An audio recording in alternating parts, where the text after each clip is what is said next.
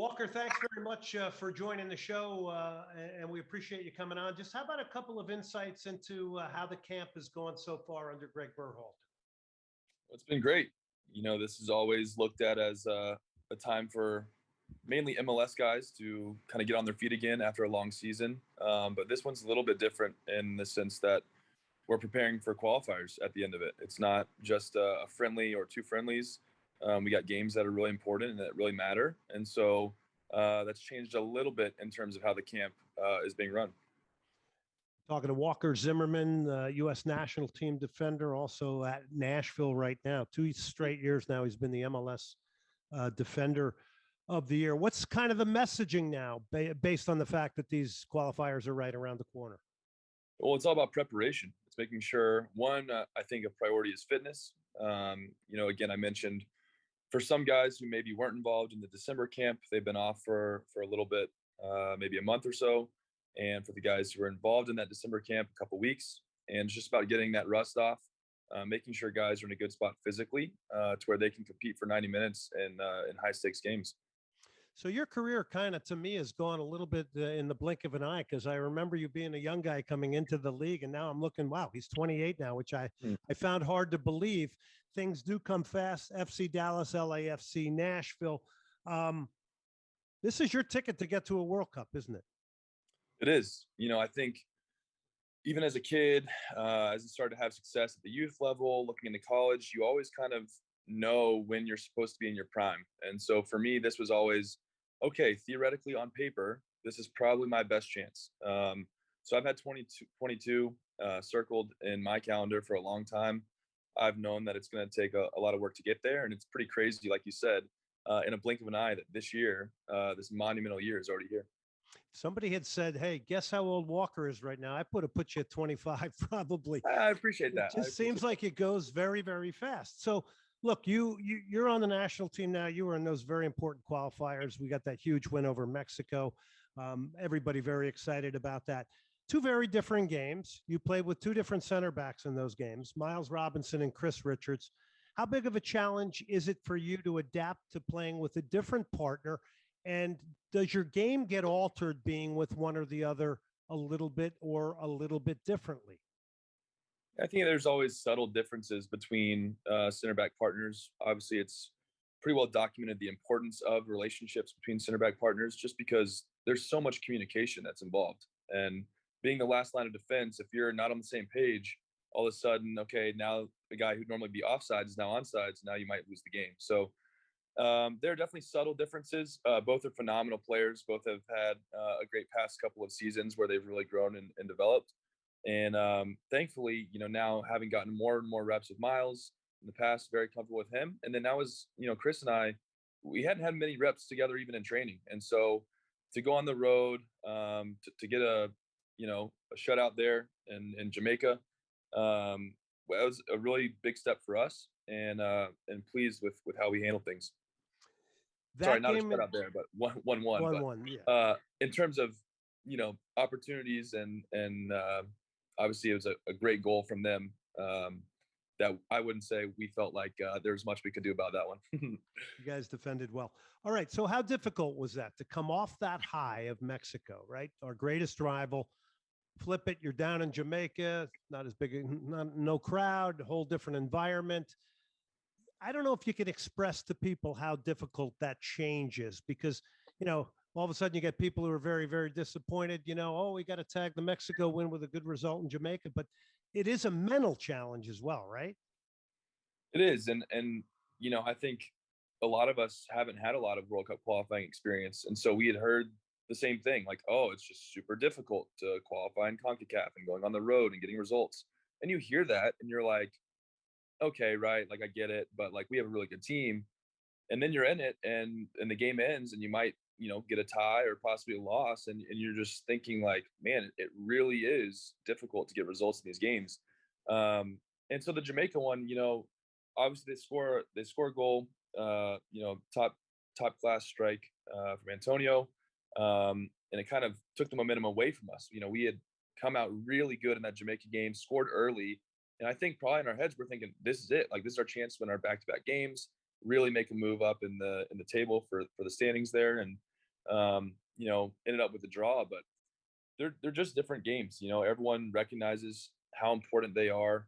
There is a do or die kind of mentality in every single game, and you have to have that, because at the end of the day, it's more than just you as an individual, you as a team. We're representing the whole country, and we're trying to inspire them with our performances. And when you don't get results on the road like that, you're responsible, and you got to handle the questions that may come. But at the end of the day, you're focused within the group, and that you're just kind of on a good pace. You're plugging along, getting to that ultimate goal, which is qualifying for World Cup. So we're pleased with where we are.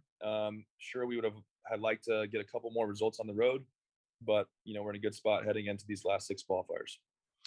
Talking to Walker Zimmerman, Nashville defender, also the U.S. men's national team. You used the words "do or die." Is that what training's like? I mean, because look, you're fighting to go to not only help qualify the country, you want to go to the World Cup. It's the pinnacle of the game. Is it do or die in training, and do you feel that with your teammates? Honestly, it's felt pretty much do or die since my first call up to the national team. So this is January camp number 6 for me, and the feeling's the same every single time I come in. I know that my spot is not given. Nothing has been earned, and things change so quickly from camp to camp, from game to game. And always having yourself ready mentally, physically, to be able to perform is something that it takes a lot of effort. It takes a lot of concentration, a lot of preparation, and off seasons, and it really is a nonstop process. And you can't ever be settled with where you are, because as we see, we have so much young talent coming through, and even guys that have had experience who are playing well. So the competition's always going to be there, and you just got to make sure that you're never content with where you are. Do you get that sense? Like I look at this team and I go, and I remember when we didn't qualify for the last World Cup, and then I said to myself, wow, there's a silver lining here, because there's all this great young talent. They're starting to get themselves on big clubs. Look at this. It's going to accelerate the process. You guys, as young soccer players, and even the guys even younger than you, I'm talking 6-7 years younger than you, you get the sense that there's a real esprit de corps, and there is, hey, this is unprecedented times. We want to do something unique. This is our national team. Yeah, 100%. I think we've really done a good job in terms of team culture, taking ownership of that transitional period. It's pretty rare to see the turnover that took place after failing to qualify in the last cycle. And we accept that responsibility, we accept that ownership, and have really come together with a lot of guys that have contributed big minutes. And we have a similar belief and a similar vision, and that's to qualify for the World Cup. And if you're all bought in together, it's going to make it much more difficult to stop you. Is it hard for you guys to keep each other accountable, or is that just something that goes without even questioning? I think it comes from a lot of the guys who have leadership qualities or have been around a little bit more. You have to have those high demands, and you have to have high expectations. And that's not just in the games. That's in training. You mentioned the competitiveness. I mean, that you got a bunch of guys who are highly, highly competitive. They wouldn't have made it to be a professional without that, gene. And so when you get those guys together on a training field, if you lose a small side game, you're pissed the rest of the day. It doesn't just go away. You're fighting every single drill, every single exercise to win. And that's a really important part of our team culture that, we're trying to instill in everyone. You seem to have the feel that losses hurt. And I'm not just talking with the national team. In Major League Soccer, maybe, where there isn't as much consequence during the middle of the year, June and July, I can see how you got to be strong mentally to keep yourself in it. Is it hard to make sure that these losses hurt at that time of the year in Major League Soccer, based on a playoff system and the way the league is structured? Yeah, I think there's a fine line there between not being too high with the highs or too low with the lows, and not, completely beating yourself up over a loss, because you don't want that to bleed into, the mentality for the next game or anything like that. But at the same time, if you aren't upset with losing in general, then you might need to kind of recalibrate your brain and figure it out, because we have the greatest job in the world to do something that we love, to play for people, for cities, and have that responsibility and to get paid to do it. If you don't think that that's enough of a motivating factor to go out and want to win every single time you're on the field, then you definitely need to kind of take a step back and figure out, how to change that attitude. Talking to Walker Zimmerman, MLS Best 11 All-Star, two-time MLS Defender of the Year, U.S. national team, a huge part of that big victory over Mexico, had an outstanding game in qualifying. U.S. on January 27th, taking on El Salvador, then Canada, then Honduras. Was there a stage, Walker, in your career, once you got into the pros, was there a moment where, a singular moment, it could have been a veteran player, anything that began to help the center back position crystallize to you at the next level, and you began to really understand maybe the position even more coming from the college game? It's a great question. I think, a big turning point for me was probably the playoffs 2015, that Seattle game in Dallas, where I'd kind of been making a lot of appearances that year, started probably 14 or so games, but appeared in, I don't know, 2/3 of the season, 3/4 of the season, and came off the bench, scored the equalizer against Seattle, scored the PK for the win, and kind of, that moment for me transitioned from being kind of a role player. Yeah, we know we can compete at this level, to then going into 2016 as the starter. That was a big switch for me, being able to play every single game, have the repetition, because there was never a question in my mind of, can I compete at this level? It's, I need to get on the field and play in every single game, get minutes, get consistency. And so I think that moment between the 2015 playoffs and start of the 2016 season was probably the pivotal point for me, and kind of started this trajectory. How much is the center back position changing since even you got into Major League Soccer? Because the demands on a center back are a lot different than the old days. A lot. They've become a lot different, and a lot of that is dictated by the style of play of the team that you're on. So it's been really fun for me, actually, to be on 3 teams with 3 very unique styles of play, and it's kind of helped make me a more well-rounded defender, having to defend in different ways, read the game in different ways, because you see pictures all the time in trainings and games, and to have those from different formations, different teams, it just adds to your arsenal that, then when you're going up against an opponent, it's something that you've seen before. And, it certainly challenged me along the way, being in different systems. But, I've also been fortunate with the coaches I played under. I've learned a lot from every single one, 3 of the best in MLS for sure, between Oscar and Bob and now Gary. And then not to mention the national team coaches with Bruce and Greg. So, really good coaches that have helped me grow my game along the way, helped me understand a lot more from a tactical side of things.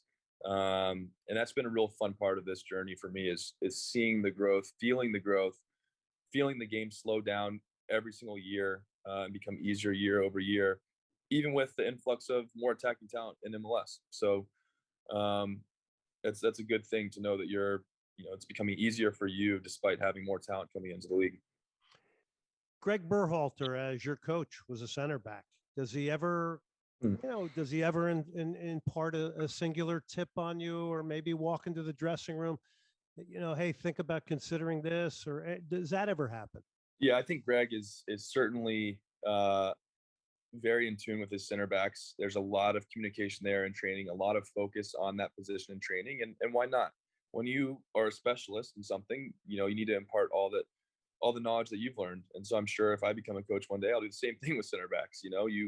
You know the position better than any other on the field. And so we certainly have lots of dialogue, lots of information being thrown at us on a regular basis in training, and whether it's half times, mid-game adjustments. I think there's very good dialogue between Greg and his center backs. Walker, before we let you go, what do you do to get away from the game? Because you can't necessarily be in a drive all the time. What do you do to relax, get away from the game? Do you completely get your mind away from the game? That's it's interesting that I came to a realization a few years ago that now it's just not really the time to relax. Kind of on a full sprint until this career's over, and don't want to have any regrets in terms of taking time off. And sure, I'll try and get away and relax, but I don't know that there will be that true relaxation until it's all over for me. So even when you go on vacation, you're still working out, you're still going to the gym early, and then you can relax by the pool. But there's always something that's keeping you from fully relaxing, and that's part of the journey. It's fun, and again, I don't want to have any regrets at the end of this. So just hopefully you can keep it going for a lot longer. That's a great answer. And you know what? There's plenty of time for fly fishing and reading War and Peace when the career's over, right? That's right. That's right. There's always the championship tour in golf, you know? Absolutely. Absolutely. Walker, thank you so much for coming on the program. We appreciate it very much. Best of luck against El Salvador, Canada, and Honduras in the upcoming qualifiers. And again, been a pleasure watching you play the center back position. Keep up the great work. Thank you. I appreciate it. Thanks for having me on. All right. That's Walker Zimmerman.